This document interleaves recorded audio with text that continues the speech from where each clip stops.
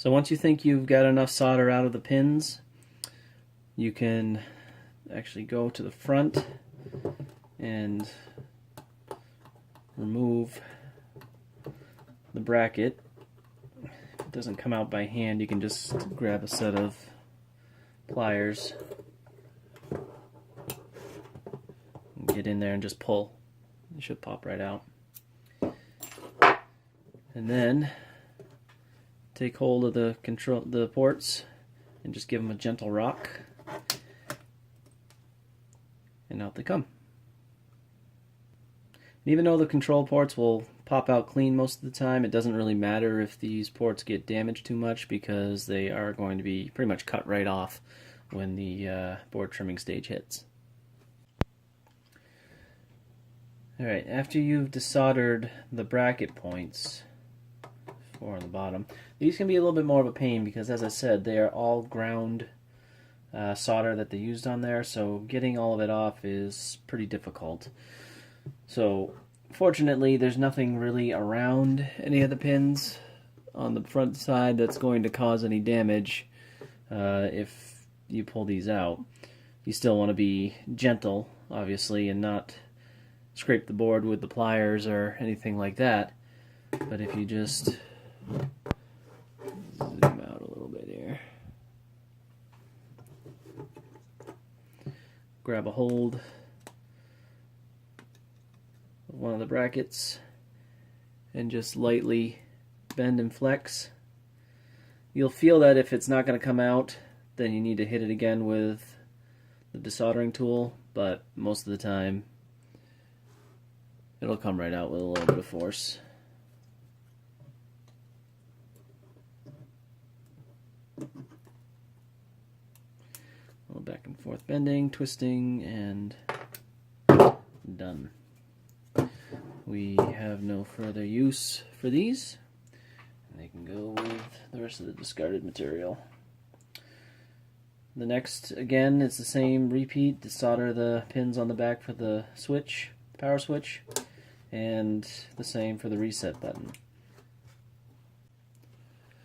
Now, the power switch is often the most pain in the butt component to remove, only because this casing and the fact that, again, it uses all grounding solder on the 4 legs really just makes it difficult to desolder them enough that they'll just, slide right out.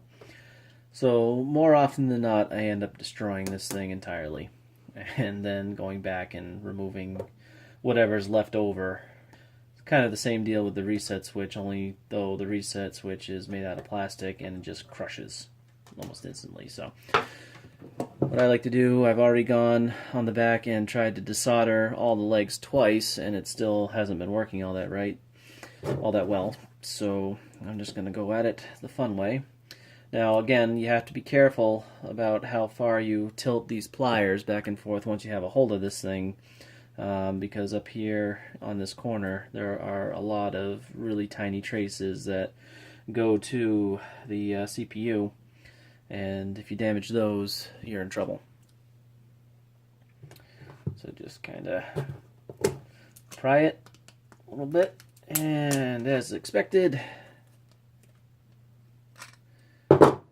total destruction. Yeah, just give it a good twist. So that is officially toast. And then if we want to get underneath and pry a little bit, we can, or again go at it with the pliers. But again, with the head so close to the bottom there, the safer bet is to go in from underneath, because on this side we're really not going to use any of these vias, because they're well, we will be, but they don't have to be in perfect condition. I'll just get in there and destroy it. Now, if you wanted to save it, that's fine. You can do that. It just takes a little bit more time and effort to get in there and remove it clearly, but these were going in the trash anyway, as far as I was concerned. So that's done. And then for the reset switch, I actually go with the smaller pair of pliers because it really doesn't take much to destroy this thing. Comes apart, spring, and all the pieces on the inside. And I don't think I desoldered the pins on this one, so that's why it's coming out harder. But again, I knew I was just going to destroy it anyway, so it didn't really matter. Again, not much on the underside of the switch that you can damage. So I just get in there, pry it up and off.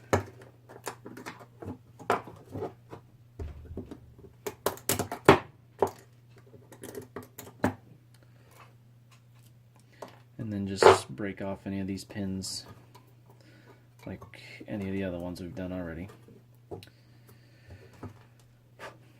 But once that's complete, that's all we need to do as far as removing components on the board. So from here, we can now move on to board trimming.